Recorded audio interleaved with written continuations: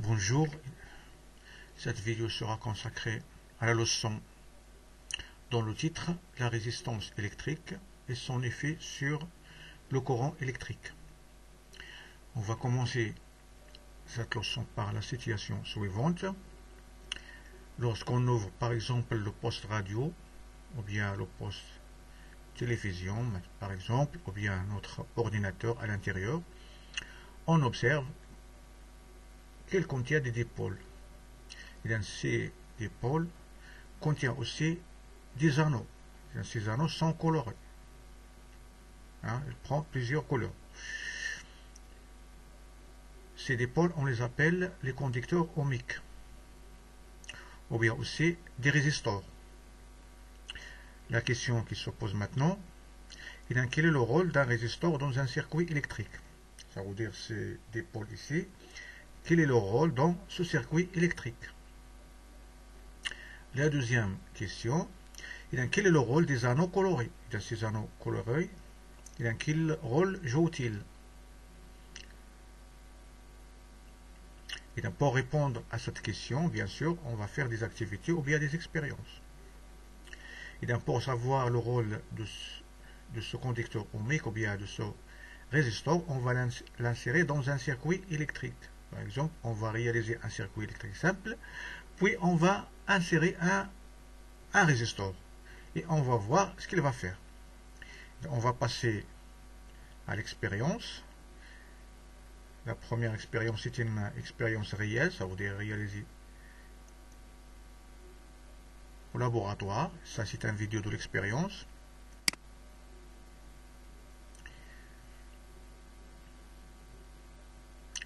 Si vous voyez qu'on a réalisé ici un circuit électrique simple, je vais agrandir l'expérience pour voir mieux. Ici, on a un générateur ou bien une alimentation de tension qu'on utilise au laboratoire à la place d'une pile par exemple. On a ici une lampe, ici un ampèremètre, c'est un multimètre qui va jouer le rôle d'ampèremètre dans cette expérience. Ici, vous voyez que l'ampèremètre est relié avec la lampe en série. L'ampèremètre indique 156,5 ou bien ici sur l'appareil 157,5 milliampères. Vous voyez qu'on a utilisé ici la borne où il est écrit milliampères. Vous voyez aussi que la lampe brille fortement ou bien normalement. Maintenant, qu'est-ce qu'on va faire? On va insérer notre résistor en série avec la lampe. On va ouvrir le circuit pour ne pas endommager les appareils. Puis on va introduire notre résistor. Il est ici placé sur un support. C'est le résistor qu'on va utiliser ici. Et on va fermer le circuit. Vous voyez maintenant qu'il indique 61,1 ampères.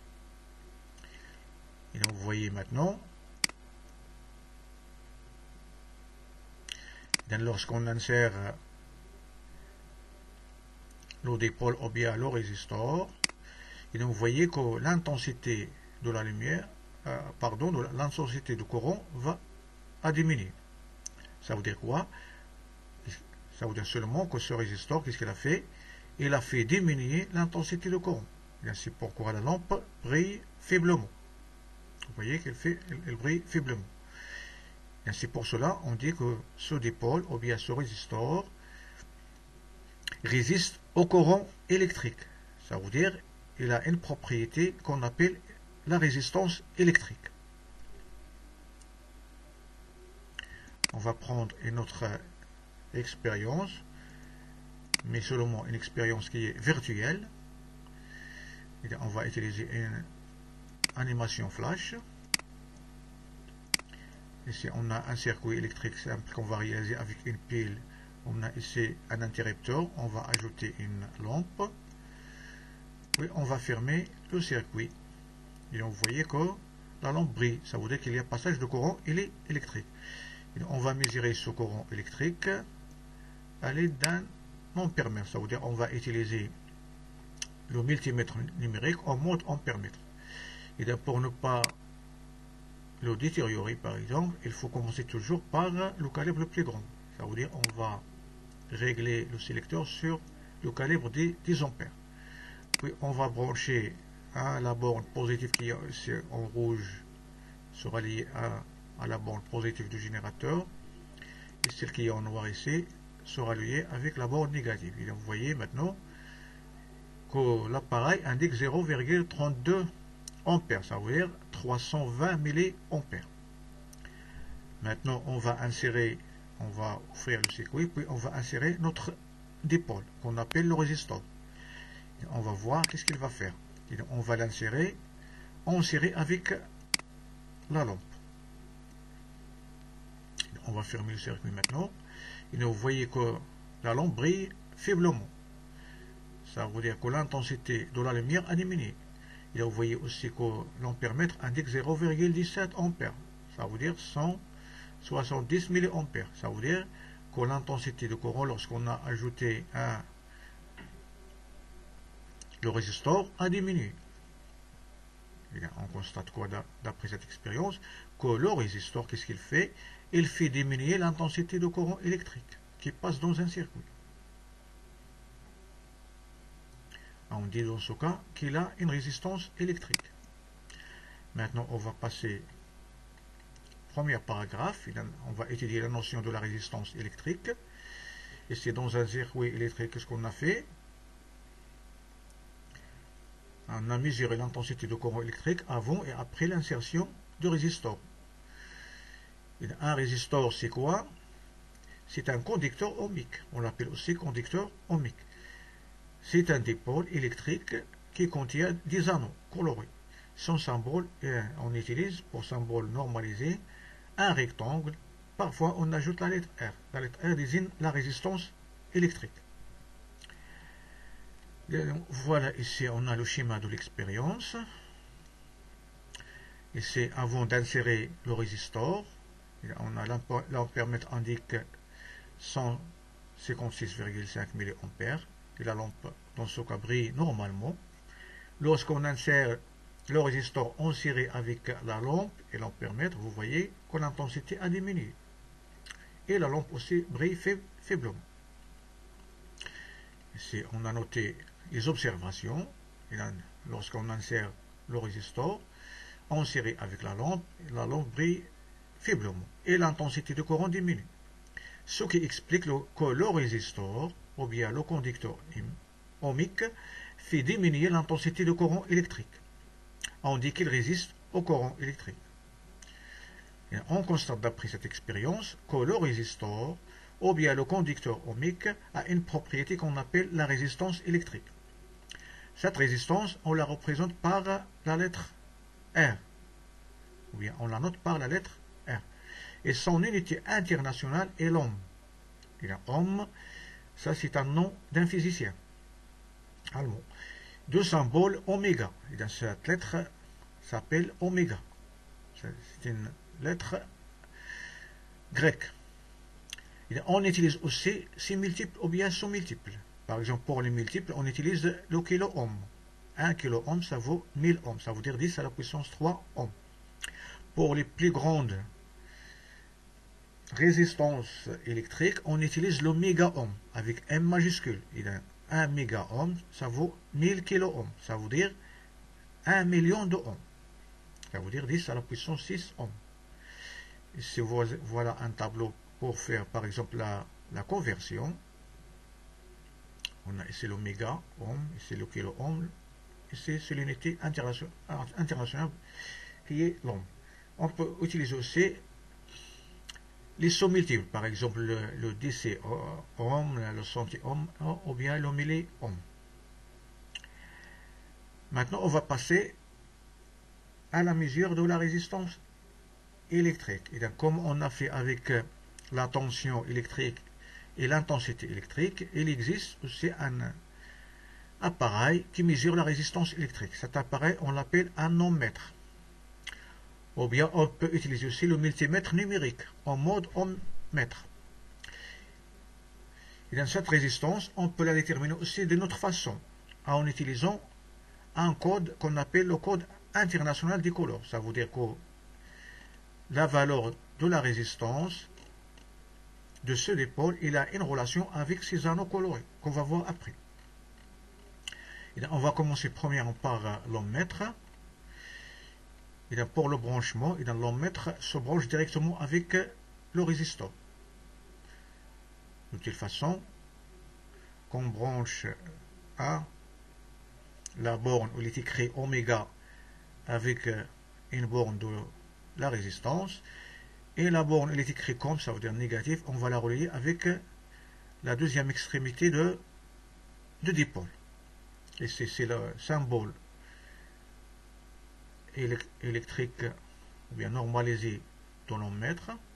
On utilise un cercle avec le signe oméga, et c'est la borne oméga, ça représente la borne, si vous voulez, positive, et c'est la borne comme, ça représente la borne négative, et c'est le symbole de résistor ou bien la résistance. On utilise un rectangle. Et dans ces deux extrémités de résistor, ce sont identiques. Il n'y a pas une différence entre cette borne et la deuxième borne. Ça veut dire que c'est un dipôle qui n'est pas polarisé. Ça veut dire qu'il ne contient pas dipôle. On va prendre une expérience qui explique ça, pour bien comprendre comment on mesure la résistance électrique. Ici, on va utiliser par exemple le multimètre numérique en mode ohmmètre. Et si on veut mesurer la tension, on utilise par exemple cette plage où il y a la lettre V. On va l'utiliser comme voltmètre. Ici, on peut l'utiliser comme ampèremètre.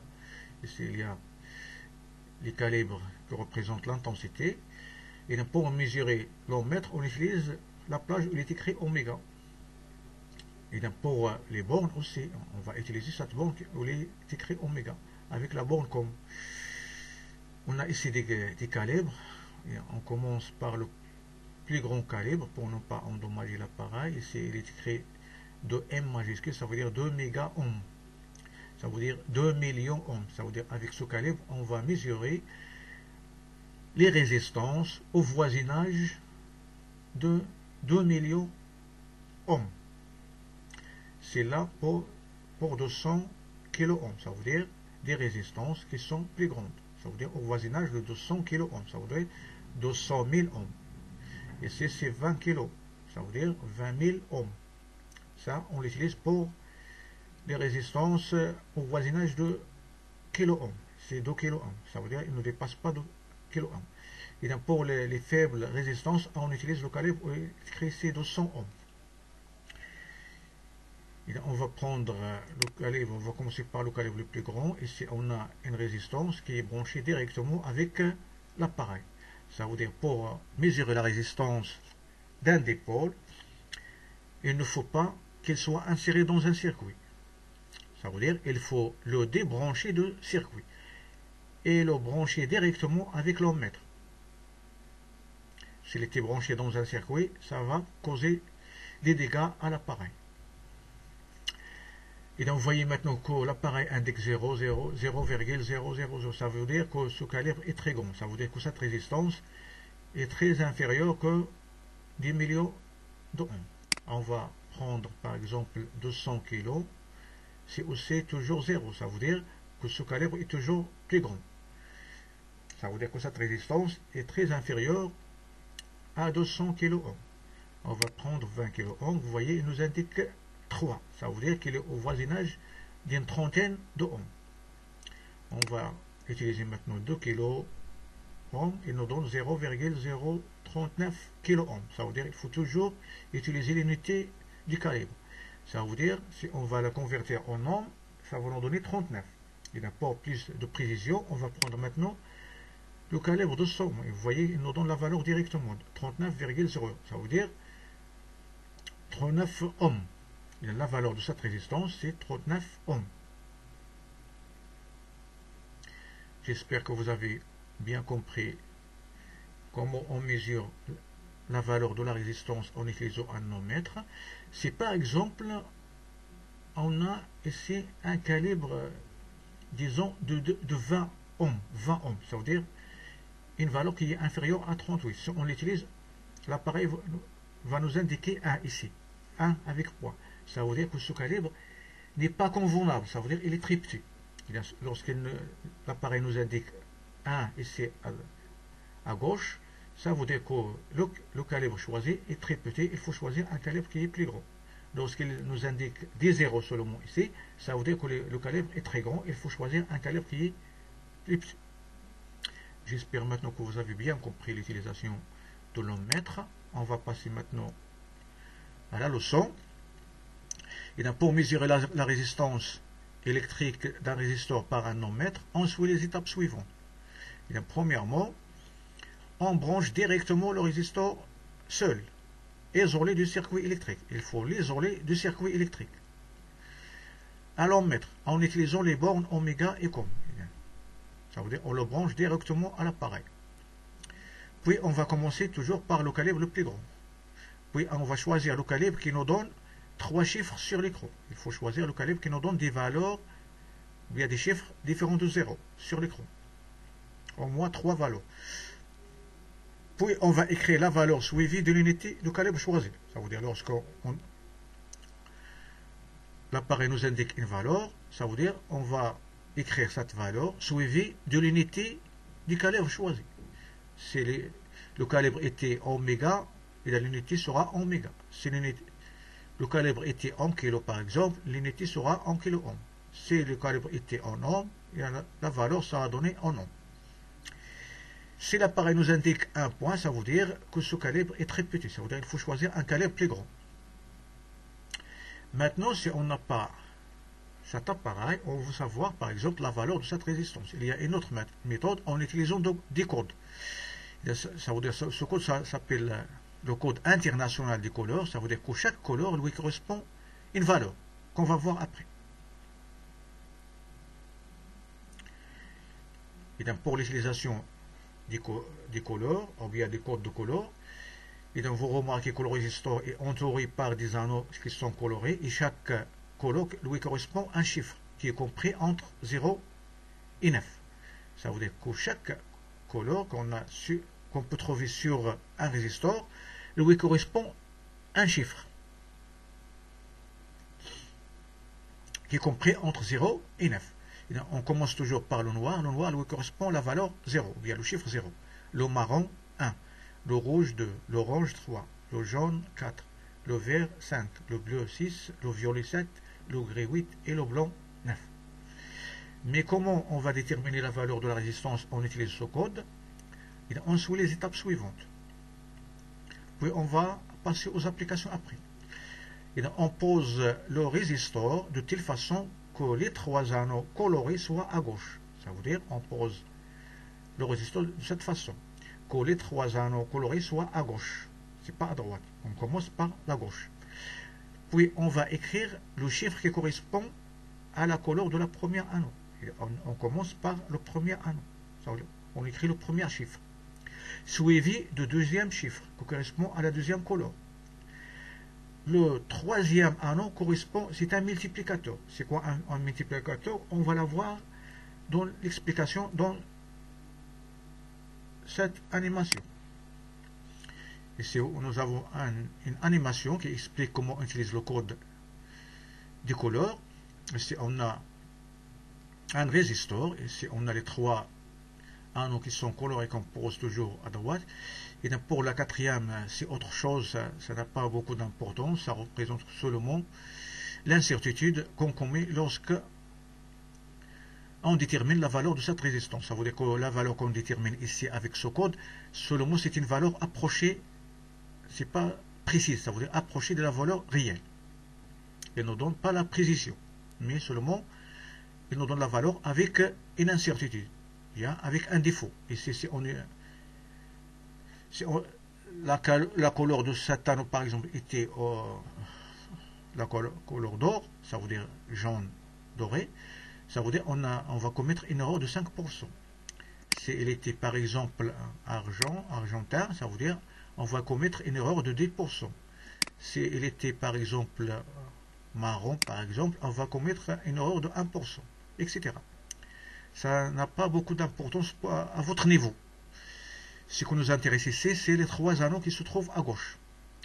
Et donc, pour déterminer la valeur de la résistance, supposons par exemple ici on va prendre la première rouge, la deuxième par exemple marron, la troisième par exemple orange. Comment on va déterminer la valeur? Et on va commencer toujours par le premier chiffre qui correspond à la première couleur à gauche. Ici c'est le rouge. Et dans le rouge lui correspond 2. Et on écrit 2, ici comme ici, 2. Suivi de la valeur qui correspond à la deuxième couleur, le deuxième anneau ici. Ici c'est marron. Et donc pour le marron, ici il correspond la valeur 1. Ça veut dire on va écrire 2 suivi de 1. Le troisième anneau est coloré en orange. Ça veut dire il correspond à la valeur 3. Mais ici, la valeur 3 va correspondre au nombre de 0 qu'on va ajouter à droite du nombre. Ça veut dire on va écrire le premier chiffre 2, suivi du deuxième chiffre 2. Le troisième, ça représente le nombre de 0 qu'on va ajouter ici à droite. Ici, on a ajouté 3 zéros. Ça veut dire le nombre qui correspond à l'orange. Comme si on a multiplié 21 par 1000. C'est pourquoi on l'appelle un multiplicateur. Si vous voyez maintenant, la valeur de cette résistance, c'est 21 000 ohms. Ça veut dire 21 kilo-ohms.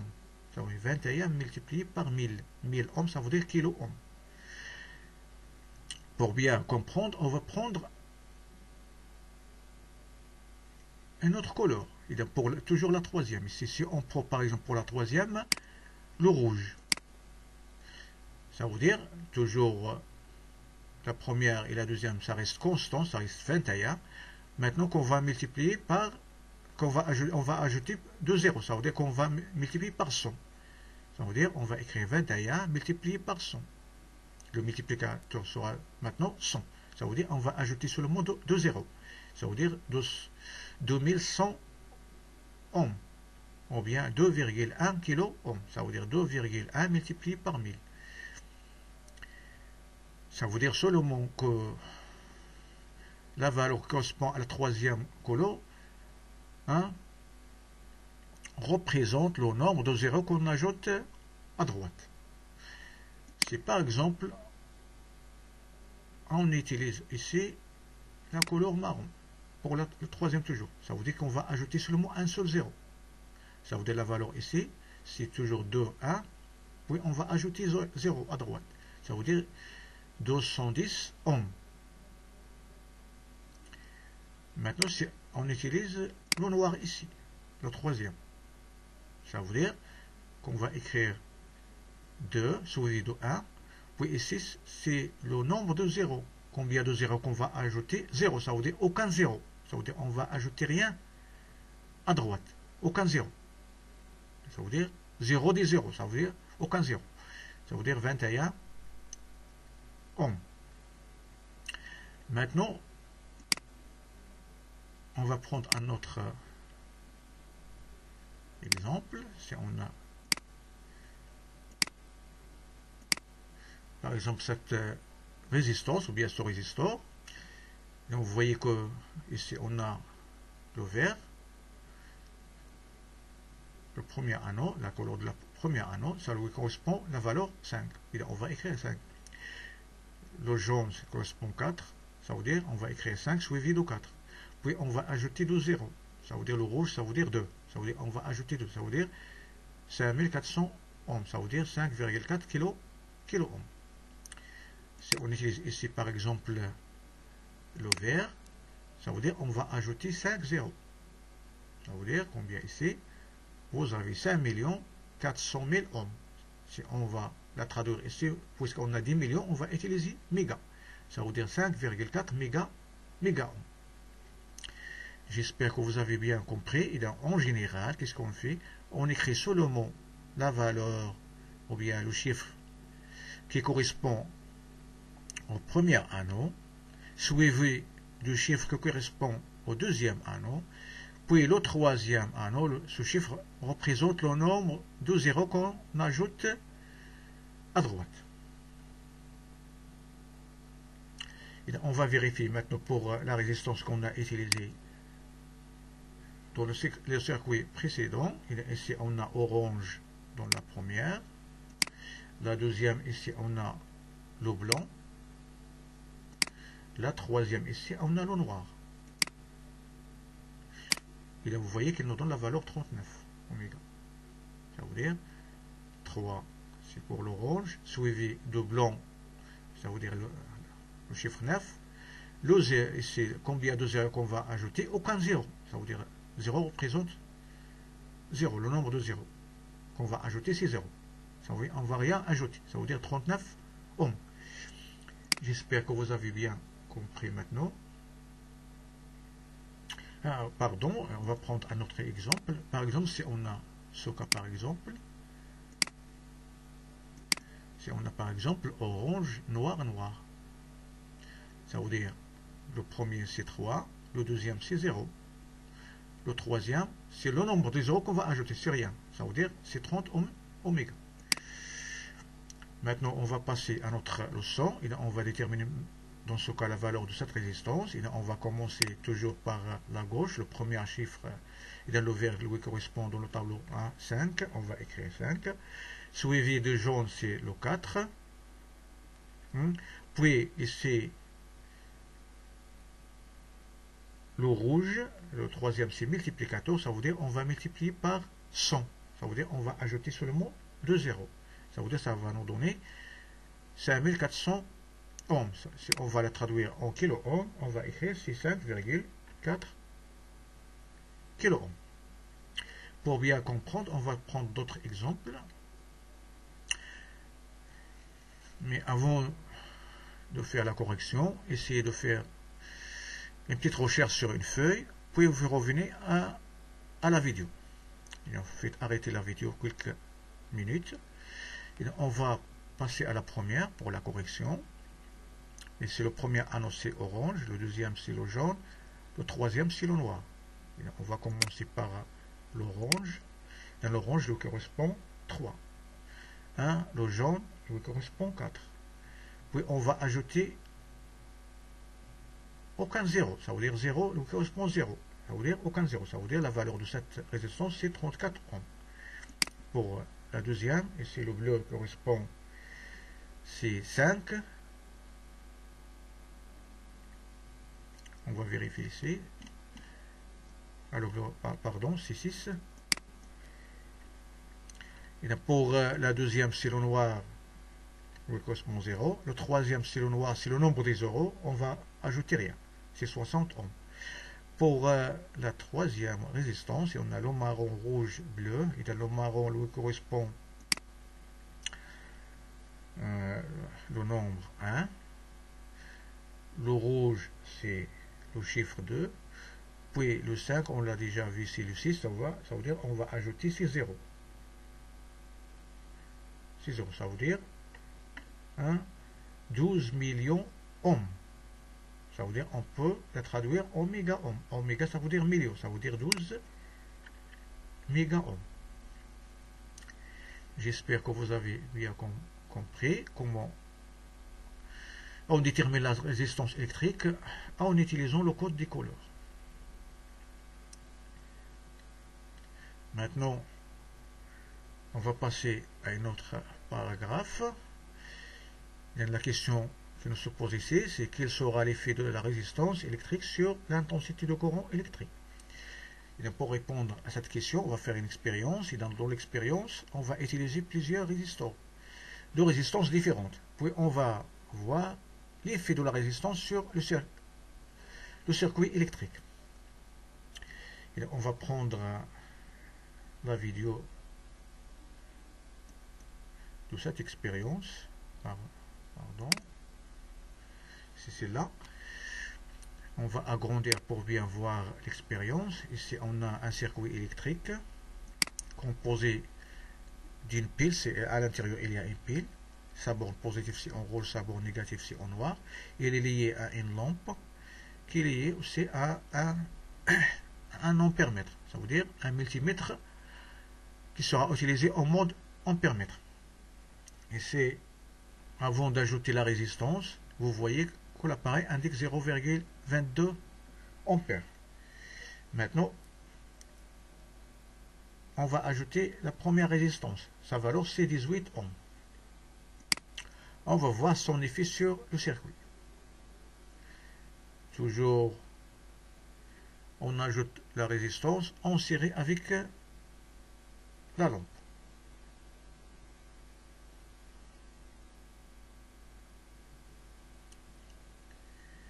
Et c'est la valeur indiquée avant d'ajouter la résistance.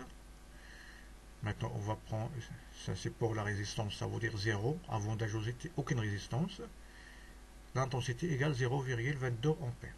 Maintenant, on va ajouter une résistance, on va appeler R1, de valeur 18 ohms, qu'on va insérer avec la lampe. Puis on va la relier avec l'ampèremètre. Vous voyez maintenant que l'intensité a diminué. Hein? L'appareil indique 0,14 ampères. Ça, c'est pour la première résistance. Ça veut dire que cette première résistance a diminué le courant électrique. Vous voyez que la lampe brille faiblement. Maintenant, on va changer cette résistance avec une autre de valeur plus grande. Ça veut dire on va prendre ici 26 ohms. Qu'on va brancher toujours en série avec la lampe. Avec une résistance de 26 ohms, vous voyez que l'appareil indique 0,11 ampères. Ça veut dire, plus que la résistance augmente, vous voyez que l'intensité de courant diminue. Maintenant, on va prendre une résistance plus grande. On va prendre une valeur de 216 ohms, qui est plus grande que la deuxième et que la première. Vous voyez maintenant que l'appareil nous indique une faible intensité, 0,02 ampères. Et donc, qu'est-ce que vous constatez d'après cette expérience? Et donc, on va noter la valeur. Et donc, vous voyez, plus que la résistance du circuit augmente, plus que l'intensité de courant diminue. C'est le résultat de l'expérience. On va passer maintenant à la leçon. Ici, on a réalisé un circuit comportant une pile, ou bien un générateur, et une lampe, et un ampèremètre. On insère un résisteur de résistance. Premièrement, on a pris par exemple 18 ohms.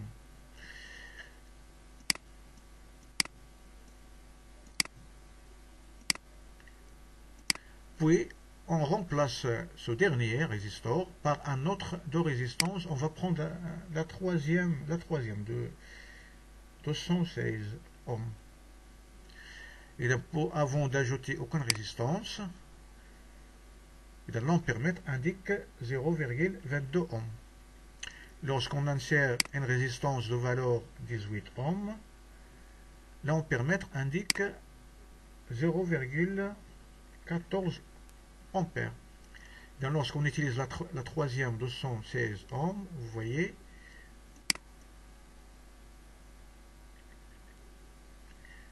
que l'ampèremètre nous indique 0,02 ampères. Et là, qu'est-ce qu'on remarque ici? On constate que dans un circuit électrique, puisque la résistance électrique est plus grande, plus que l'intensité de courant est plus petite. J'espère que vous avez bien compris cette leçon. Et donc, je vous dis au revoir à la prochaine vidéo dans un autre sujet.